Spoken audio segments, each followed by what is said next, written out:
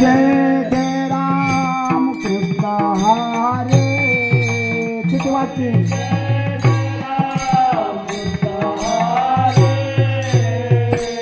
जय जय राम कृष्ण हरे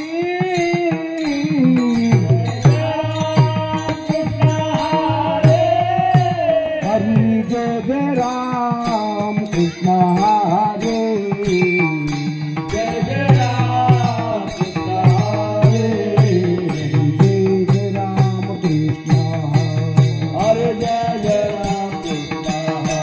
हरि जय जय राम कृष्ण हरे जय जय राम कृष्ण हरि जय जय राम कृष्ण हरे जय जय राम कृष्ण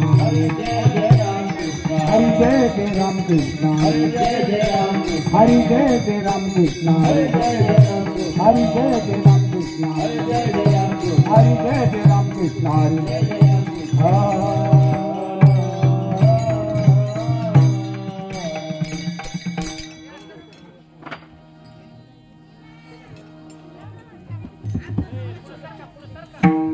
सुंदर ध्यान उभे विठेवारी सुंदर ध्यान उभे विठेवारी सुंदर ध्यान उभे विठेवारी सुंदर ध्यान उभे विठेवारी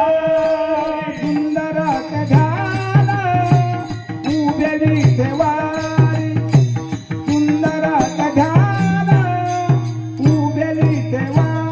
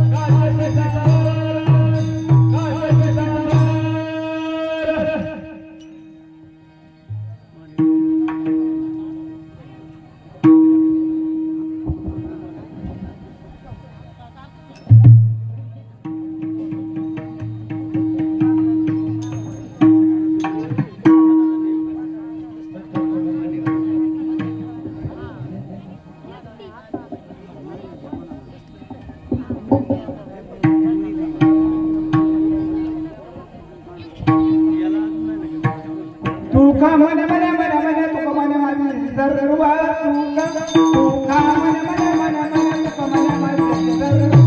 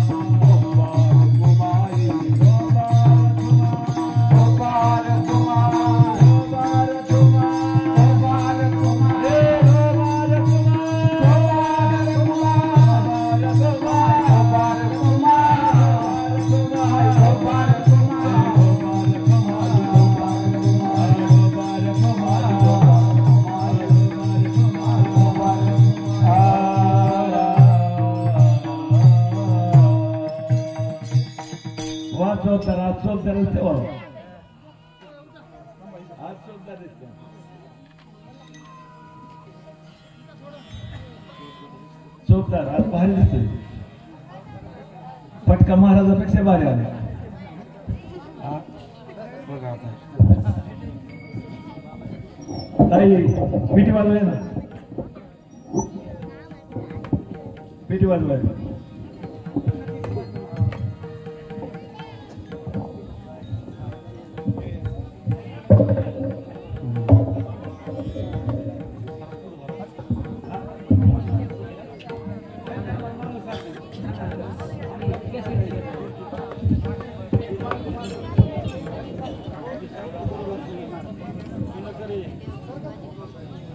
विनकरी माग घ्या तुमचं ते असं थोडं थोडं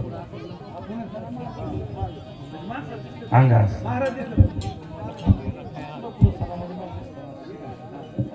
ओके सारा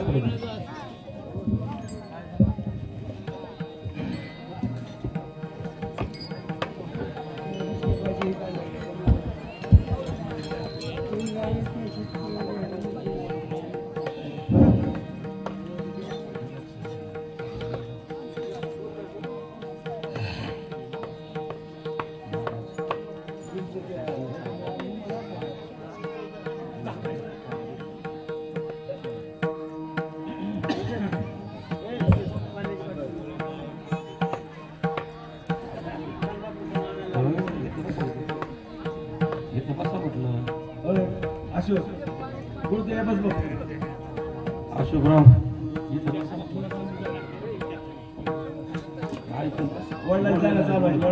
गुळू द्यायला दादा काय मग गुळू द्यायचे मला कळा काय करावं ह्यांना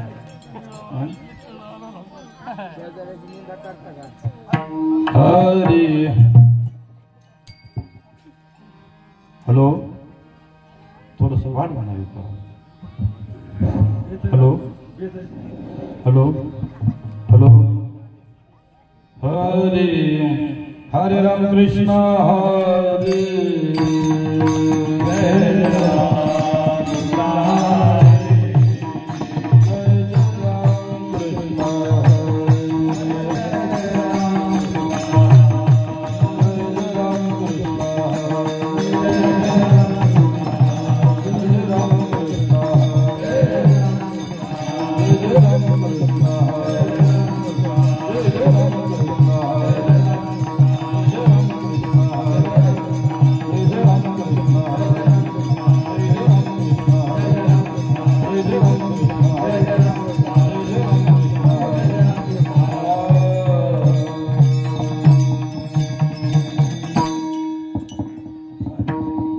रूप पाहता लोचनी सुख झाले दोहा विठ्ठल बरोबर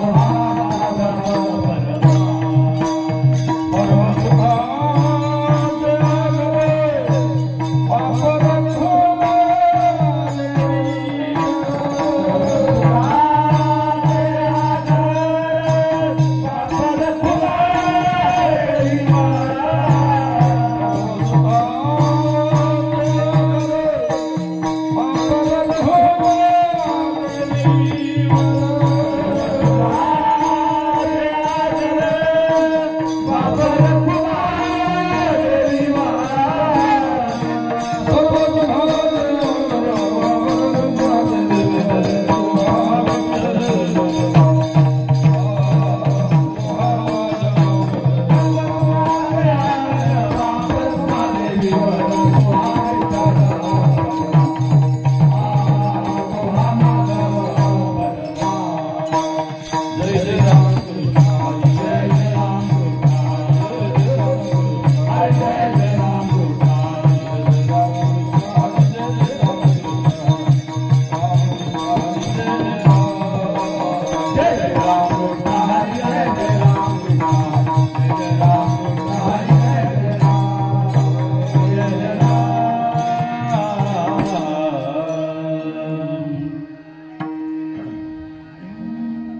शरण शरण हनुमंत शरण शरण हनुमंता शरण शरण हनुमंत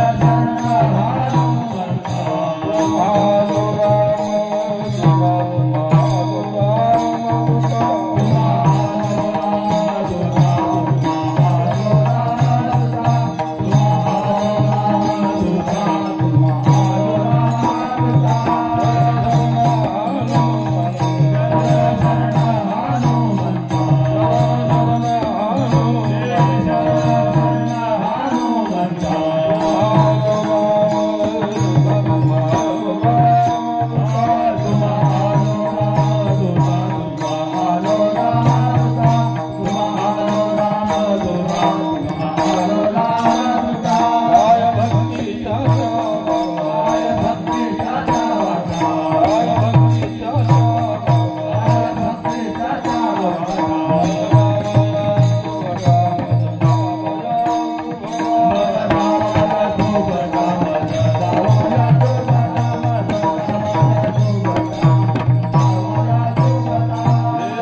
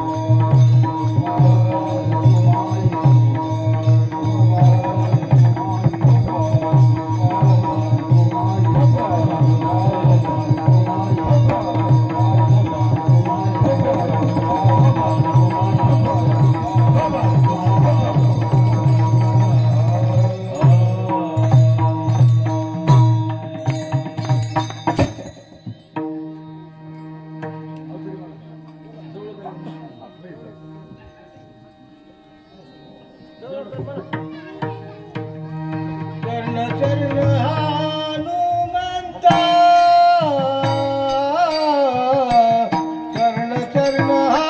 तुम्हारो राम तुम्हारो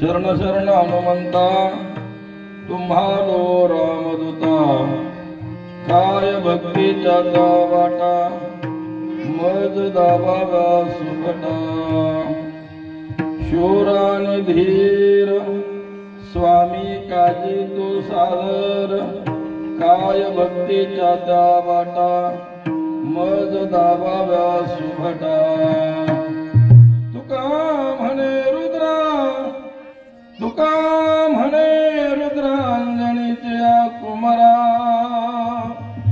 काय भक्तीच्या त्या वाटा मज दाबाव्या सुभटा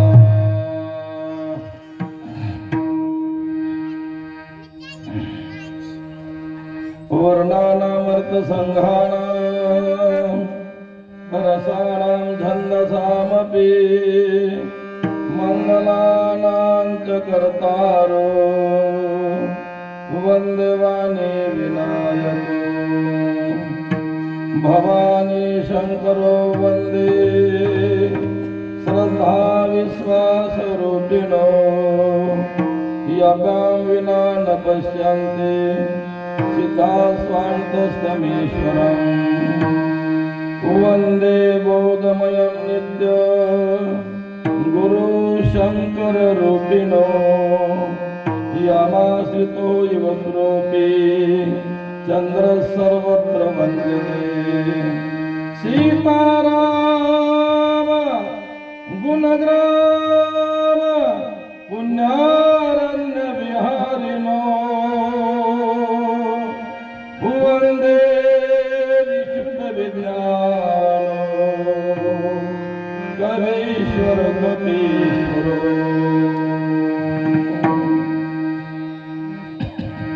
महायोग पीठे तटे भीमरत्ना वरं पुण्डरीकाय लाभेन्द्रे समागत तिष्ठन्तमानन्दकन्दं परब्रह्मलिङ्गं भजे पाण्डुरङ्गं पांडुरंगा करू व्रत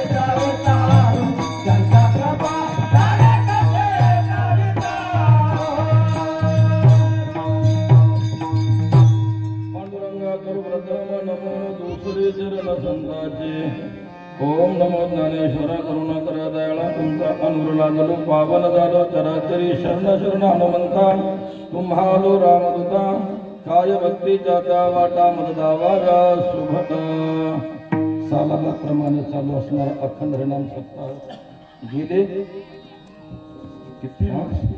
तिसरं वर्ष काय बघायचं नाव आठवत तिसऱ्या वर्षामध्ये तिसऱ्या दिवसाची सेवा माझ्याकडे हरिभक्तीपरायण योगीराज महाराज पैठणचे नाथ महाराजांच्या पालखी सोहळ्याचे अधिपती काही कारणास्तव या ठिकाणी उपस्थित राहू शकले नाही, म्हणून या सप्ताहाचे मार्गदर्शक हरिभक्तीपरायण आमचे गुरुबंधू हरिदास महाराज खुने यांनी फोन केला. नेमकं सकाळी कीर्तन करून म्हणलं आराम करावा, जामखेडला जाऊन झोपलो होतो.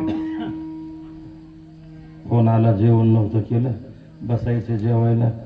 फोन आला, म्हणले कीर्तनाला यावं लागेल. कीर्तन आमचं 8:30 ते 10:30 असतं. तिथून पुढं हातपाय ठेवून घेतलं, उरकलं आणि आलो. तुम्हा सर्वांचं दर्शन झालं, खूप छान वाटलं. इथं आता ही फुलविला मळा सावता महाराजांचा, महाराजांनी अतिशय आनंद. महाराजांना आम्ही इथं चिंतन करीत बसायचो, हे का नाही, भागवताचं.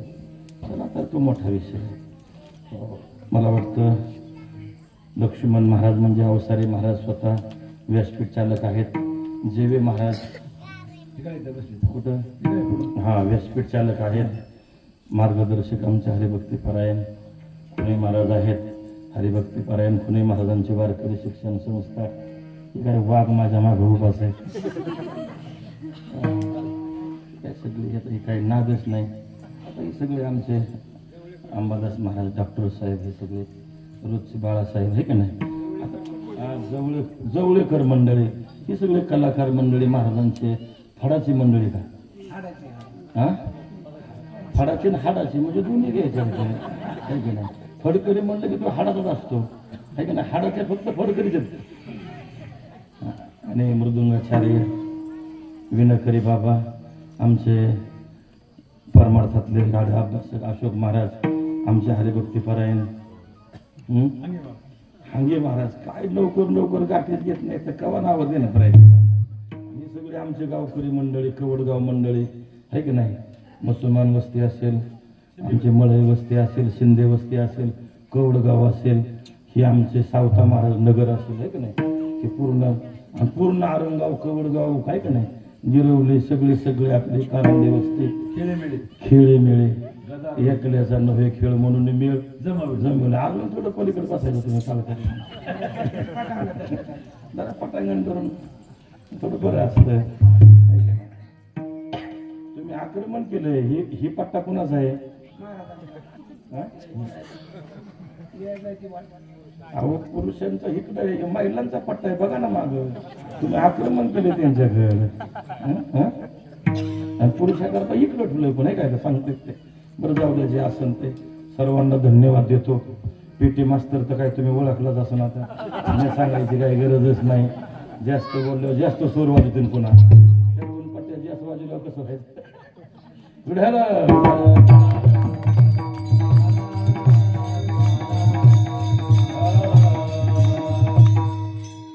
सावता महाराजांच्या पांडुरंगाच्या तुम्हा सर्वांच्या सेवेकरता निवडलेला अभंग, देऊचे सुप्रसिद्ध साधू जगद्गुरु तुकोबराय यांचा 4 चरणाचा हनुमंताचं थोडंसं वर्णन करणारा अभंग आहे. एक जगामध्ये हनुमंत आणि सावता बाबा हे 2 जर सोडले तर बाकीचे थोडे कमीच कक्षात बसतात.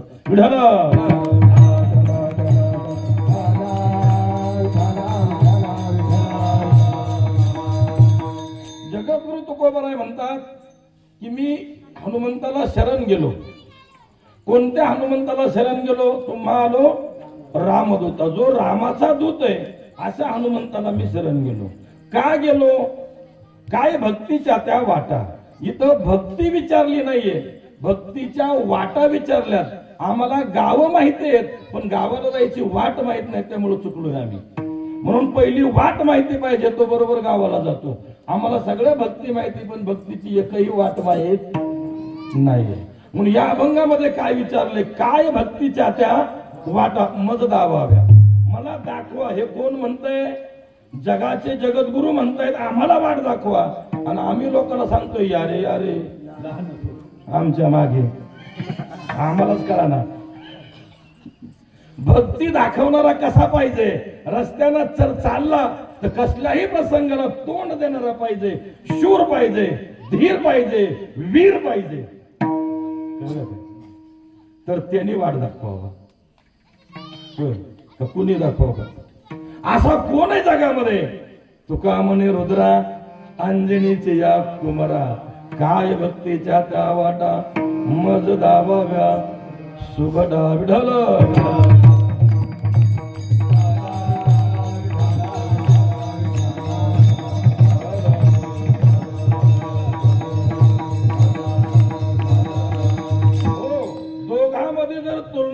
बघितले, जगद्गुरु तुकोबराय आणि हनुमंता जर तुलना बघितली तर महाराज एक आहे मनुष्य, एक आहे पशु. हनुमंताची गणना पशुमध्ये केलेली आहे, तुकोबरायची गणना माणसात केलेली आहे. तुकोबराय माणसाच्या जन्माला आहेत आणि हनुमंतराय पशु आहेत. शेपटी आहे ना माग, पाहिली का त्यांची शेपटी? हो, अशी लांब लचक शेपटी. आणि शेपटी कोणाला असते? तुला काय का चित्र बनायला दुसरी. अरे बैलाला, गाईला, म्हशीला ह्यांना काय येतं? हे सगळे कोण येत? पशु येत. आणि वानरांना पशु का म्हणायचं? तो वानर सुद्धा पाला खाई रे. ज्ञानोबराय काय म्हणले ज्ञानेश्वरी? नेमाने केले लंकेश्वरा. पण कुणी केले? जे पाला खातात त्या वानरांनी केले, म्हणजे ते सुद्धा गवत खात होते असं म्हणाय हरकत. मग आता विचार करा, एक जगाचे जगद्गुरु आहेत आणि एक वनामध्ये पाला खाऊन जगणारे वानर आहे, याला शरण का गेले असे कधी शंका आली का? हनुमंताला शरण का गेले? तर हनुमंताकडे जे आहे ते काय?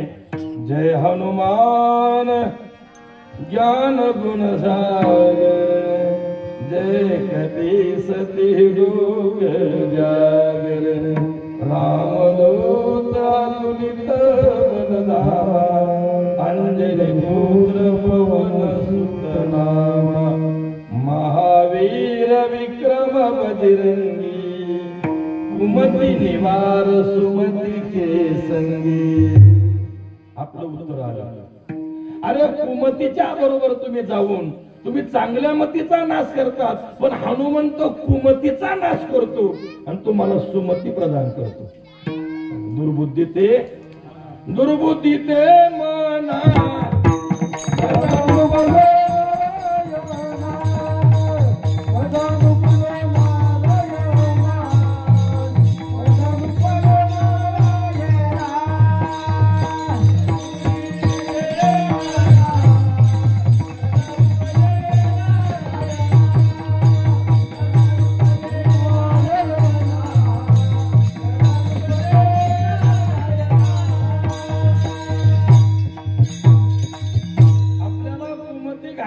असेल तर हनुमंताची संगती करायची, रोज दर्शन करायचं, शनिवारी वाट लावायची, वाटलं तर नारळ तोडायचा आणि दर्शन करायचं. ज्ञानात वाढ होते, शक्तीत वाढ होते, विचारात वाढ होते. का? हे देवता जन्माला अशी आलेली आहे की वाढत्या काळातली आहे, आपल्या भाषेत बोलतो. कळलं का? ही जन्माला कशी आलेली आहे बघा. हनुमान ज्या दिवशी जन्माला आले त्या दिवशी काय होती? पौर्णिमा होती. बरोबर आहे. अंधकाराचा लेश आहे का? हा. दिवस मावळला की चंद्र अंधकार नाहीये महाराज. त्याच्या जीवनामध्ये अंधकार नाही. पौर्णिमा पूर्ण चंद्र, पौर्णिमा पूर्ण सूर्य. सूर्य तर पूर्ण असतोच आहे, पण ज्या दिवशी जन्म आहे त्या दिवशी रात्र सुद्धा उजेडाची. अंधार नावाचा म्हणजे ज्ञानच सगळं. ज्ञानाला प्रकाशमय म्हटलेलं आहे. म्हणून पूर्ण ज्ञान, पूर्ण प्रकाश जर पाहायचा असेल तर जीवनात फक्त हनुमंताच्या. जन्म कोणत्या वेळेत झाला? सकाळी. हे उत्तर बरोबर. चैत्र नको आपल्याला, 30 दिवसाचा महिना सांगितला ह्यांनी मला. चैत्र नको. जन्म झाला सूर्य उदयाच्या काळामध्ये. मग सूर्य चढताय का उतरताय? आता जन्म कसा आहे त्यांचा? उतारच नाही आमच्याकडे. कशात बी भक्तीत पुढं, ज्ञानात पुढे, शक्तीत पुढं, युक्तीत पुढं, मागच नाही महाराज. लोक म्हणले हनुमान ब्रह्मचारी, युक्ती काय वापरतो? थोडं भजन करा सांगतो.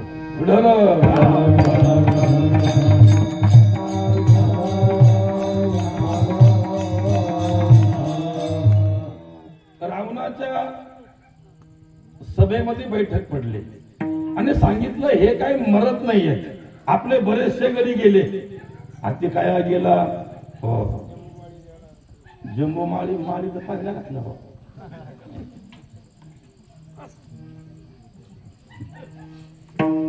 जम्मू माळी पहिल्याला गेला की गेल्याच. नंबर 2 ला बरीचशी मंडळी गेली. आपल्याला लांब जायचंय म्हणून एक नियोजन केलं रावणाने.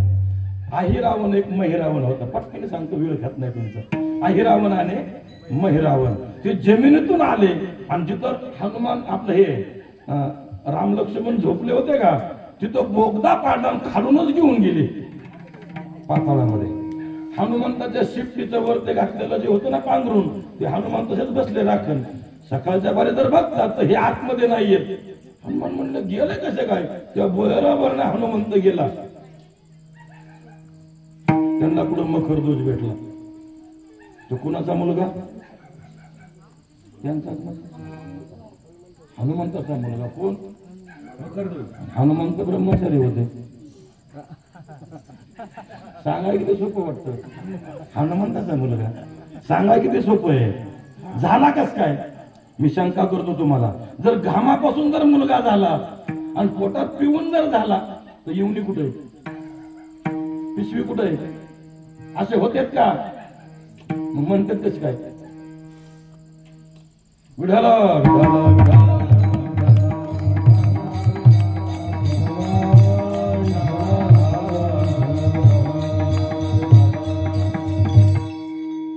तोंडाकडून या गेल्याच्या नंतर मुलं होण्याचं अजून कुणी विज्ञान सांगितलंय का? अजून विज्ञान सापडलेलं नाही. चला पुढे, तुम्हाला शंका सोडणार नाही मी आता. कळलं का? तो मकरध्वज भेटला, त्यालाही संपवला. हनुमान म्हणले अरे याला मी एवढा मारतो तरी हा मला मरत कसा नाही. पण हनुमान आहे तो, शेवटी घायल केला.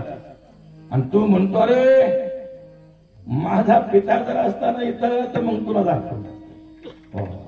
अरे सांग तुझ्या बापाचं नाव, तुला कोण सोडवीन इथून आता? तो म्हणला माझा पिता हनुमान सोडवीन. हनुमान म्हणजे याची गदाच गळून पडली. अरे बाल ब्रह्मचारी. हनुमंत कसला ब्रह्मचारी? आता बाल ब्रह्मचारी जगात नसते, मग ब्रह्मचारी असतात तरी कसे सांगा तुम्ही? लोक आवडीने म्हणतात तो बाल ब्रह्मचारी. अरे बालापासूनच ब्रह्मचारी पण असतं, त्यालाच ब्रह्मचारी म्हणतात. कळलं का? पण हनुमान कसा ब्रह्मचारी? आईच्या उदरातून येत असताना हनुमंताला सोन्याची लंगोटी आहे. जांग्या कशाचा आहे? सोन्याचा आहे. तो आईच्या उदरातून येतानाच आलेला आहे.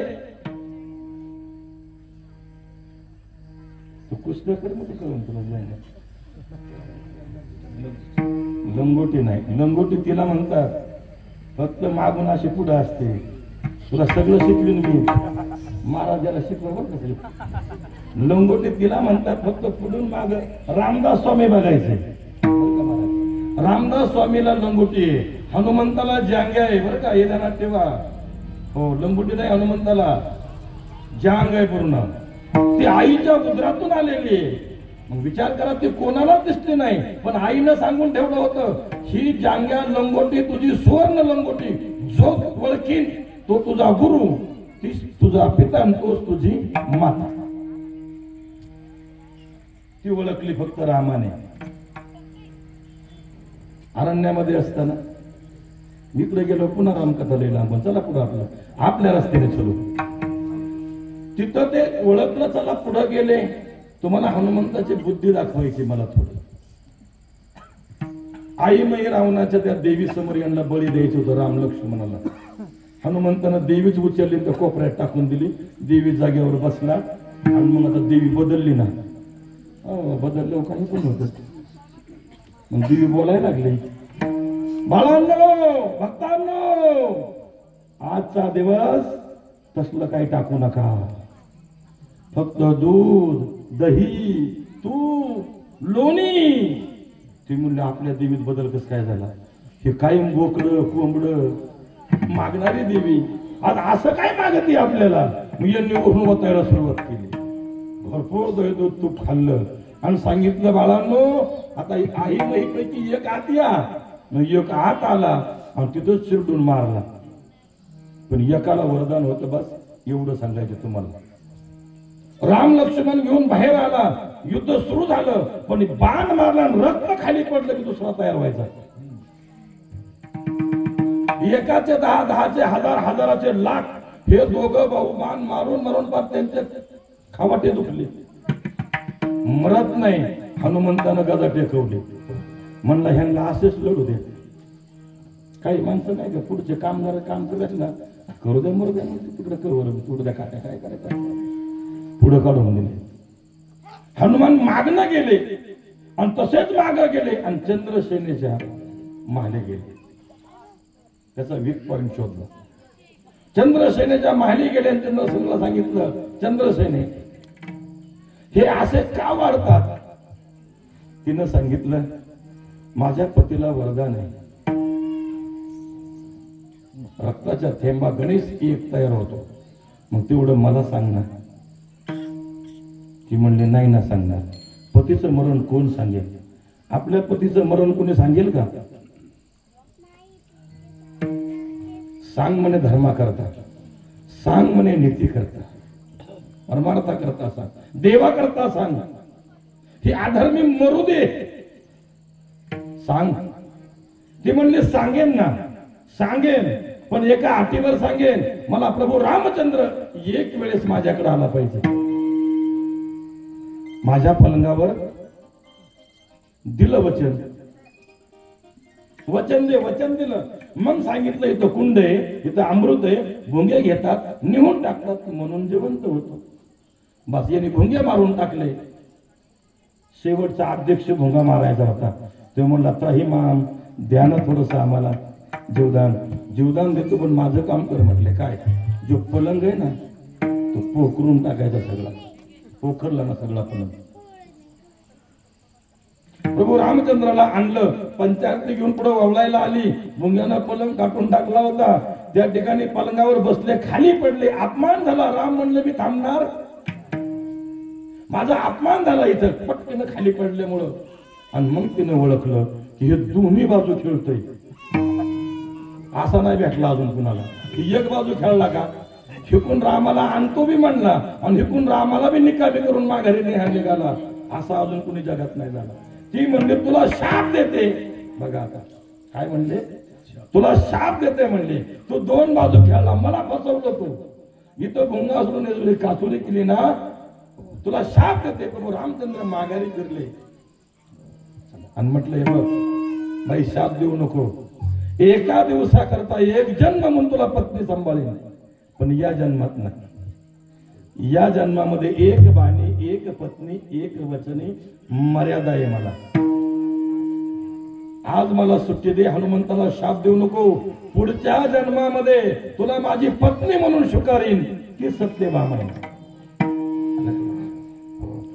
तिथं जर हनुमान जर नसता तर राम सुटला असता का? कधीच नाही. का? हो हो. बुद्धिमताम वातात्मजं वानरयोतमुख्यं श्रीरामदूतं शरणं प्रपद्ये. विठ्ठल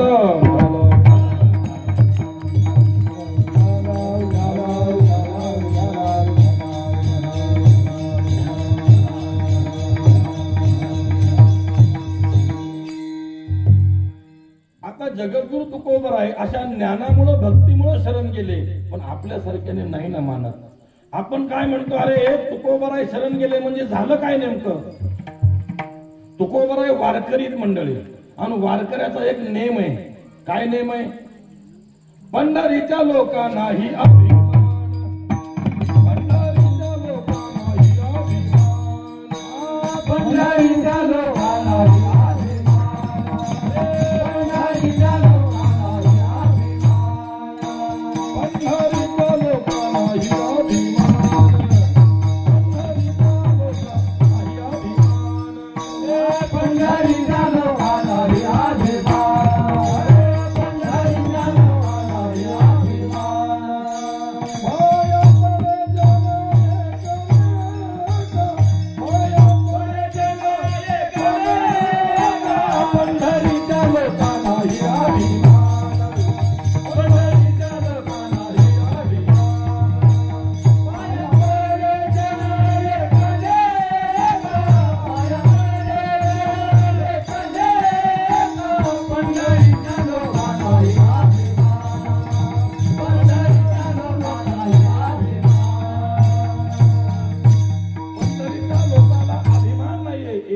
हनुमंताच्या कुणीही पाया पडतं. मग जगद्गुरु तुकोबा हनुमंताच्या पाया पडले म्हणजे एवढं काय महत्व द्यायचं कारण आहे. अजून कुणी पाया पडलंय का? अजून कुणी शरण गेलंय का? जगातले मोठमोठे वीर पुरुष गेले का? ज्ञानी पुरुष गेले का? देवातून कुणी गेलंय का? अशी पंचायत तयार झाली. बऱ्याच लोकांनी विचार केला, अरे तुकोबाराय काय कोणाचं आहे? काट्याच्या काठीनं मानलं मंबाजी बाबानं. बर का डॉक्टर साहेब, कोणी? मंबाजीनं कशाने मारलं? काट्याच्या. तरी हे हात पाय चोपायचे गेले होते. काय विशेष आहे? हे कुणाच्या पाया पडतात ना? जगातले बड्यातले बडे कुणी गेले का? मग चला बड्यातला बडा एक दोन सांगतो तुम्हाला, भजन करा. विठ्ठल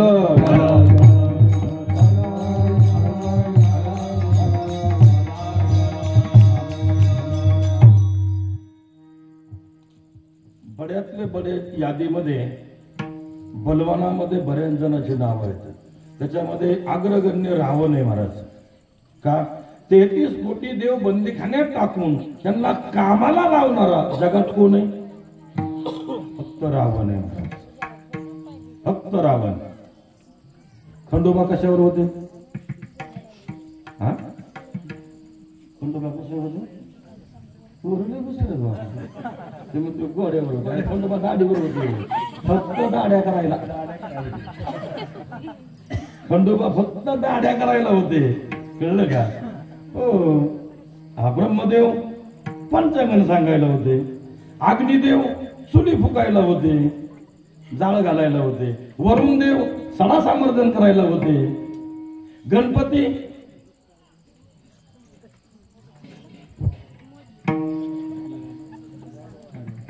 ही म्हणते मोदक खायला होते. पोरं भेटलं काढायला. वारकरी म्हणलं खायचं आधी आठवतं आम्हाला. पहिलं खायचं आठवतं. गजानन गाढववळी. गणपती कशाला होते? गणपती गाढव वळायला होते. सांगतो कथा म्हणजे लक्षात घ्या. गणपती गाढव वळायला गेले. गणपती होते गाढव वळायला. गजानन गाढववळी. सटवी बाळांपण करी. रावण एवढा मोठा झाला. का झाला? रावण हुशार होता आणि दक्ष होता, अतिशय दक्ष होता.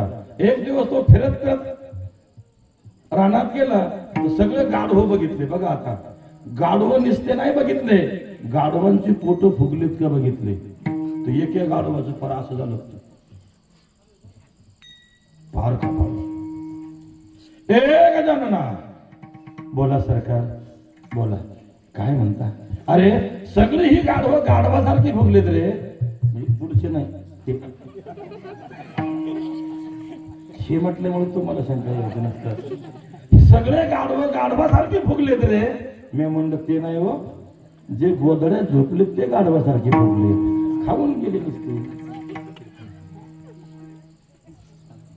हे एक गाढव का असं झालंय? फार सांगितलं सरकार, त्याला दात नाहीत, त्याला दात नाहीत. अरे त्याला दात नाहीत मग तुला हात नाहीत का? बोला सरकार, काय करू? अरे दिवसभर गाढवं जंगलात सोडली ना, तुझ्या हाताने हरळी कापीत जा आणि डोक्यावर हरळीची पिंडी घेऊन येत जा. ते दिवसभर खाईन ते खाईन, नाहीतर नाही खाईन. संध्याकाळी आल्यावर त्याला पिंडी टाकल्याचा तू तवा पिंडी डोक्यावर बसले गणपतीच्या. कळले का? अजून कुणीच खाली गाय तिला. गणपती टायमात अजून मारतात कुणाला. गजानन गाढव एवढा दक्ष होता. अजून एक लक्ष करता सांगतो. चला पुढं. हा मध्ये 33 कोटी देव बंदीखान्यात टाकलेला. पर इंद्र चंद्र महेंद्र सगळे राज्य 3 लोकांवर होतं म्हणाले. किती लोकांवर? अजून एकदा म्हणा, किती लोकांवर होतं? 3 लोकांवर. जरी राज्य होतं तरी गाढवाच्या पोटामध्ये अन्न गेलं का नाही हे सुद्धा बघत होता. पाहत होता ना. आमच्या घरात जर लेकरू जर आजारी पडलं आणि बायको 10-12 जरी आरडली तर ह्यो पाटीलची गावातच करतो स्टँडवर. आलो आलो आलो आलो आलो. संध्याकाळी 7 वाजता घरी येतो. अरे गाढवाला सुद्धा पोटभर मिळतं का नाही ही दक्षता घेतो म्हणून 5 लाख घरं चिरबंदी, 5 लाख विटबंदी, 1 कोटी काश्याची, 1 कोटी तांब्याची, शुद्ध कांचनाची, 7 कोटी तुका म्हणे ज्याची संपदा ये वडी. इतकी संपदा का कमवली? त्याची बुद्धी ठिकाण्यावर आहे म्हणून. आमची ठिकाण्यावरच नाही ना, कळलं का? आमच्या घरात माणसं आजारी पडले तर आम्ही नीट बघत नाही, इथं गाढवापर्यंत लक्ष आहे. असाच एक प्रसंग आला. 2 राक्षस अलीकडे आले, शतयोजन समुद्र पार करून. आणि अलीकडे आल्यावर ते काय झाडाखाली उभे राहिले. तिथं हनुमान वर होते की नाही का, माग बारका हनुमान आमचा गवळा भांडा, त्याला शेपटी लागलं, हनुमानच समजलं. हनुमान वर बेल खात होते, वर बेल. कुठं? झाडावर बेलीच्या. 2 राक्षस खाली आले आणि काय म्हणले, आता आम्ही जातो म्हणलं इकडं, हरी महाराजाची संस्था आहे, सप्ताह चाललेला आहे, 10 साधू खातो म्हणलं, देतो चुकून निम्यार दे तिकडं. एक म्हणला मी इकडं जातो, इकडं ओम नवरे महाराज संस्था आहे म्हणला, त्यातले 4-2 खातो निम्यार दे, फेकून देतो. हनुमान वर म्हणला तुम्हाला जिवंत कोण जाऊन देतो भडव्यांनो, साधू संतांना खाता वगैरे तुम्ही. मग हनुमंतानं विचार केला यांना जिवंत जाऊन द्यायचे नाही. 2 दिशेनं 2 निघले संस्थेकडे साधू संतांना त्रास देण्याकरता. हनुमंत वरचे वर फिरत फिरत झाडावून गेले. 2 हातानं गदा पकडली, अशी गदा हातात घेतली. हे का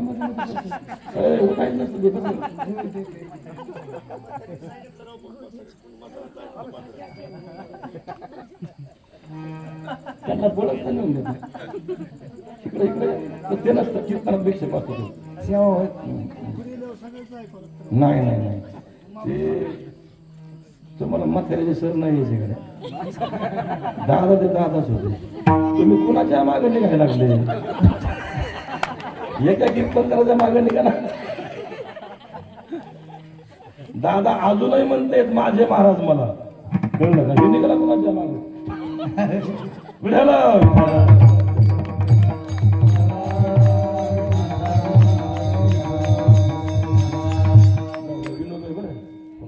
हनुमंतानं गदा पकडली आणि वरून ज्या उडी मारली, ज्या ठोका टाकला,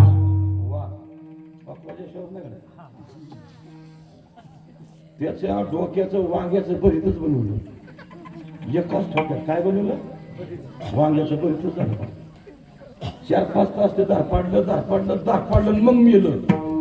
दुसऱ्याकडे गेलो त्याला बी एक ठोका टाकला, त्याचं बी वांग्याच भरीत केलं. ती 2-4 तासाने दर पडून मेलं. बरोबर कोंबडीचं मुलकं तोडलेलं पाहिलं का तुम्ही? तिथे पखाडतानून मरते, पाहिलं का? पाहिलं तुझ्याच घरी पाहिलं का दुसऱ्याच्या? हे मला माहिती. ह्यांना ती माहितीच नाही ह्यातलं काही. हे सगळे साधू संत येत, ह्यांना कुठं काय माहिती त्याच्या?